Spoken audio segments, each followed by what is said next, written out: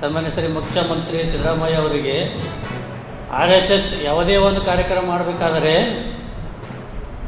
ಸಂಬಂಧಪಟ್ಟ ಇಲಾಖೆಯಿಂದ ಪರ್ಮಿಷನ್ ತಗೊಂಡು ಅವರು ಕಾರ್ಯಕ್ರಮ ಮಾಡಬೇಕು ಅಂತಕ್ಕಂಥದ್ದು ಸನ್ಮಾನ್ಯ ಶ್ರೀ ಪ್ರಿಯಾಂಕ ಖರ್ಗೆ ಅವರು ಹೇಳಿದ್ದಾರೆ. ಆದರೆ ಪ್ರಿಯಾಂಕ ಖರ್ಗೆ ಅವರಿಗೆ ಅವರ ಕುಟುಂಬದವರಿಗೆ ಔಚ್ಯ ಶಬ್ದಗಳಿಂದ ಬೈದು ನಿಂದನೆ ಮಾಡಿ, ಹೀಗಾಗಿ ಅವರೇನು ಹೇಳಬೇಕಾಗದೆ ಹೇಳಿಲ್ಲ.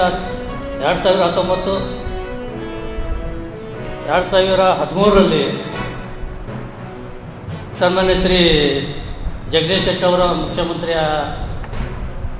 ಆದಂಥ ಸಂದರ್ಭದಲ್ಲಿ ಅವರು ಈ RSS ಶಾಲೆ ಕಾಲೇಜುಗಳಲ್ಲಿ ಯಾವುದೇ ಒಂದು ಕಾರ್ಯಕ್ರಮ ಎಲ್ಲೇ ರಾಜ್ಯದಲ್ಲಿ ಕಾರ್ಯಕ್ರಮ ಮಾಡಬೇಕಾದ್ರೆ ಒಂದು ಆ ಇಲಾಖೆಯಲ್ಲಿ ನಾನು ಕಾರ್ಯಕ್ರಮ ಮಾಡಬೇಕಾದ್ರೆ ಒಂದು ಪರ್ಮಿಷನ್ ತಗೋಬೇಕು ಅಂತಕ್ಕಂಥದ್ದು ಮಾತಾಡಿದ್ದಾರೆ.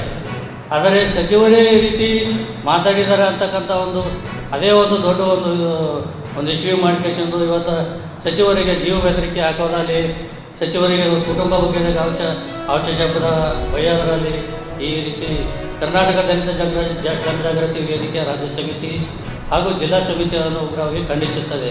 ಅದರಂತೆ ಸುಪ್ರೀಂ ಕೋರ್ಟ್ ನ್ಯಾಯಾಧೀಶರಾದ JS ಗವಾಯಿ ಅವರು ಕೂಡ ಒಂದು ಕೋರ್ಟ್ ಆವರಣದಲ್ಲಿ ಶೂವನ್ನು ಆ ನ್ಯಾಯಪೀಠದ ಮೇಲೆ ಆ ಗವಾಯಿ ಅವರ ಮೇಲೆ ಎಸೆದಿರುತ್ತಾರೆ.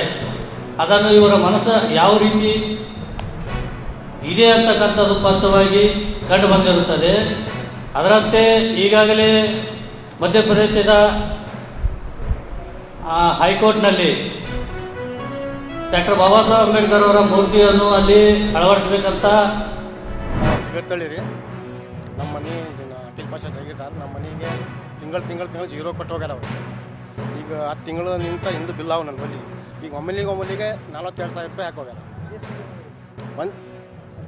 ಇಷ್ಟು ದಿವಸ ಬಾಕಿ ಇದ್ದರೆ ಬಿಲ್ನಾಗ ಬರಬೇಕಿಲ್ಲ. ನಮ್ಮ ಬಿಲ್ನಾಗ ಜೀರೋ ಯಾಕೆ ಹಾಕ್ಯಾರ? ಒಮ್ಮೆಲಿಗೆ ಒಂದು ಕೇಸಿ 42,000 ರೂಪಾಯಿ ಹಾಕಿ ಒಬ್ಬ 200 ಯೂನಿಟ್ ಫ್ರೀ ಆದ್ರಿ ನಮ್ಗೆ. ಒಂದು ತಿಂಗಳು ಲಾಸ್ಟ್ ತಿಂಗಳಿದೆ 42,000 ರೂಪಾಯಿ ಕೊಟ್ಟರಿ. 3 ರೂಮ್ ಅವ್ರಿ, ಫ್ಯಾನ್ ಅವ್ರಿ. ಹೇಳಿದೆ ನಿಮ್ಮ ಬಾಕಿ ಅದು ಬಾಕಿ ಇತ್ತು. ಹಿಂದೆ ಬಾಕಿ ಫ್ರೀ ಆಗೋದು ಮುಂದೆ 10,000 ಬಾಕಿ ಇತ್ತು. ಬಾಕಿ ನಾವು ಪೇಡ್ ಮಾಡಿದ್ಮೇಲೆ ನಮ್ಗೆ ಫ್ರೀ ಮಾಡ್ಯಾರ. ಈಗಂದ್ರೆ ಮತ್ತೆ ಹಿಂದಿನ ಬಾಕಿ ಅಂತ ಹೇಳ ಕಟ್ ಅಂತ ನಾನು ಕಟ್ ಮಾಡ್ತೇನಲ್ಲ. ಫ್ರೀ ಇದು ಆಗ್ಬೇಕು ನಮಗೆಲ್ಲ. ಇದು ಮಾಡಿಲ್ಲ ಫ್ರೀ ಜೀರೋ ಬಂದದ. ಮತ್ತು ಈಗ 42,000 ಬಂದರೆ ಹೆಂಗೆ ರೀ? ಅಖಿಲ್ ಪಾಷಾ ಸಿಗುತ್ತೆ.